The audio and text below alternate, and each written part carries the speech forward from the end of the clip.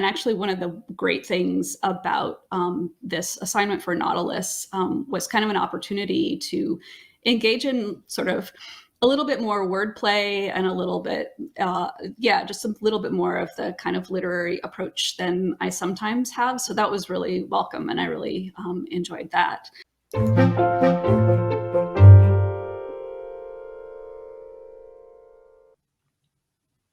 What's up, everybody? From Nautilus, I'm Brian Gallagher, and you're watching Behind the Scenes. Today I'm speaking with Sarah DeWeerdt. Sarah is a freelance science journalist based in Seattle, covering biology, medicine, and the environment. She writes about topics ranging from nanoscale computer circuits to global climate change. She has a master's degree in science writing from Johns Hopkins University and has been working as a science journalist since 1999. Her work has appeared in Anthropocene, Nature, Newsweek, New Scientist, Spectrum, and a variety of other publications. Her recent story in Nautilus was Bioluminescence is Nature's Love Light. Sarah, thanks for joining us.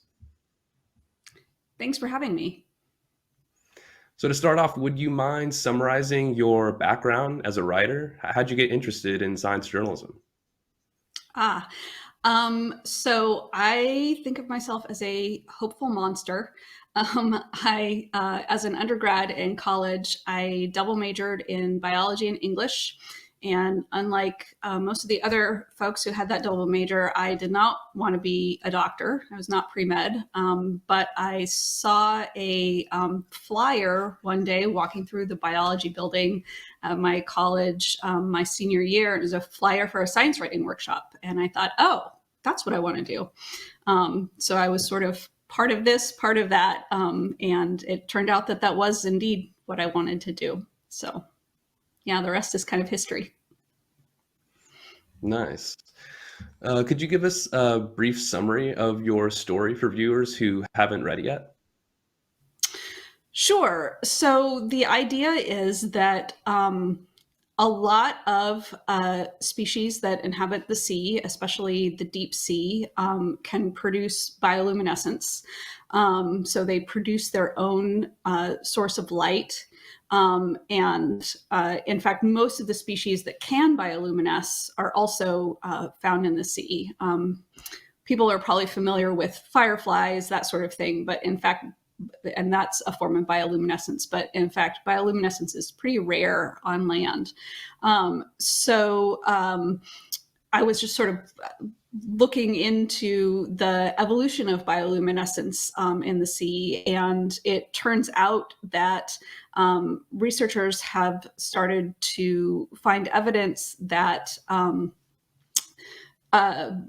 species that are groups that have bioluminescent courtship displays that use these lights as part of their mating displays. They tend to speciate faster and more than kind of related groups or larger groups that don't have that characteristic. So the idea is that these mating displays actually drive speciation and lead to more biodiversity in the sea. That's fascinating. What was your impetus or inspiration for writing about bioluminescence in mating displays? Well, to be honest with you, the impetus was my editor, Brandon Keim at Nautilus, who is wonderful to work with. It was something that interested him, so he sort of suggested it, and it's actually something that really interests me as well. As I was writing the piece, I was kind of reminded that I think the first term paper I ever wrote in a biology class in college was about bioluminescence. So it kind of took me way back, and that was really fun. Yeah, that's cool. Brandon's great. Can you tell us any interesting tidbits or anecdotes or ideas that came up for you in your research and reporting that, for whatever reason, you didn't end up including in the story in the final draft? Sure. And this is, let's see how well I actually remember this at this point. But when I was reporting, I got really kind of got in this sort of eddy about the kind of biochemistry of bioluminescence, which is also super interesting. So the way that animals are able to produce light, and actually any organism that bioluminesces, produces light, it's based on a chemical reaction with two sort of components. And one component is called a luciferin, and it's a sort of protein that when it's broken apart will emit a photon of light. And then the other component is an enzyme called a luciferase, and that's the protein that does the breaking apart. So when the two combine, the luciferin breaks apart and then emits the photon. And that's many, many times happening over and over, or all at the same time, that produces the visual light. Anyway, so the luciferins are actually, there's only like nine types of luciferins across this whole sort of tree of life. Bioluminescence has evolved probably 100 or more times. And yet there's only 9 luciferins that are used by all these different species. But then the luciferases are really, really diverse.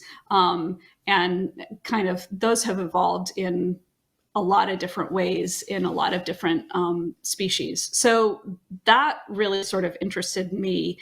The idea that maybe there's only a limited number of ways to make this substrate, but there's a bunch of different ways to break it apart. And then there's limited ways to be able to produce light, but it's actually pretty easy to evolve if so many species have evolved it independently. So I found the biochemistry kind of fascinating, honestly. And if I'm not mistaken, the term for that luciferase and luciferin come from Lucifer, the character in the Bible. Yeah. I can't even remember exactly. Was he like the angel light or fire or something? And of course, rebelled against God. Yeah. Now you're sort of making me try to remember all the way back to Sunday school. But I think Lucifer was an angel, and he was kicked out of heaven for rebelling against God, and then became Satan, essentially. I think is the I think that's the deal. Yeah. Sunday school memories. What are you working on at the moment? Any stories in the pipeline? Offline, you told me you had been at what sounded like a really interesting conference. Yeah. So I just was at the Society for Neuroscience meeting, which was held in San Diego this year. And I was helping Spectrum, which is an online publication that covers autism-related research. And so I was sort of helping them cover research that was being presented at the conference. And so I wrote 5 articles in 5 days, which was a big challenge, but it's always such a fun challenge. So I've just recently written about how smell can affect the results of behavioral studies in mice, because smell is such an important sense for mice, especially. And I've written about trying to track social behavior in zebrafish, which are kind of surprisingly social creatures. And then I've written about efforts to figure out what happens to people with autism as they age, and how we might be able to, in the future, provide sort of more support for older autistic adults, which is becoming a really important question, and I think something that will be really crucial to maintaining people's quality of life as they get older. So those are a couple of the things that I've been working on recently. Sure. Yeah. Smell is fascinating. I just was intrigued by a study that came out that showed that people who have friends, well, of course, everybody has friends, but like the role that smell plays is interesting in friendship, because friends tend to smell like one another. And it seems to play a very like significant role in social bonding, like having a similar smell. I thought that was interesting. Mm-hmm. Yeah, I don't that's think super I'm ever interesting. consciously aware of how my friends smell, but it's like the smell seems to play a lot as like a subconscious role we're now aware of. Yeah, I think it's a more important smell, or it's a more important sense for humans even than we really realize. One of the researchers that I was talking to was talking about how we were sort of talking about social odor in mice, and they really like to investigate each other's smells. And she was talking about how we perceive social odor as well, and it's really important for us as well, but we usually try to cover it up sort of thing, with perfumes and deodorants and like all of those sorts of things. So that I thought was really interesting. So yeah. Yeah. All right. Well, to close up, would you like to share with our viewers where they can find you online to follow your work? Do you have a social media channel or account people I can do. keep up with?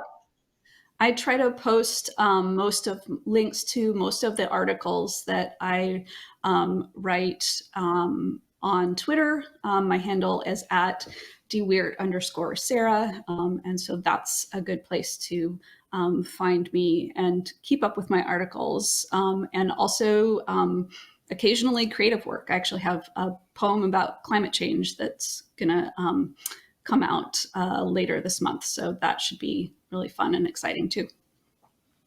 Oh, right on. Well, if you don't mind, I would like to hear about your other creative work. Poem about climate change, about how good it is, right? It must be, it's going to create a, yeah, it's going to be, yeah. What can you say about the other side of your writing life there?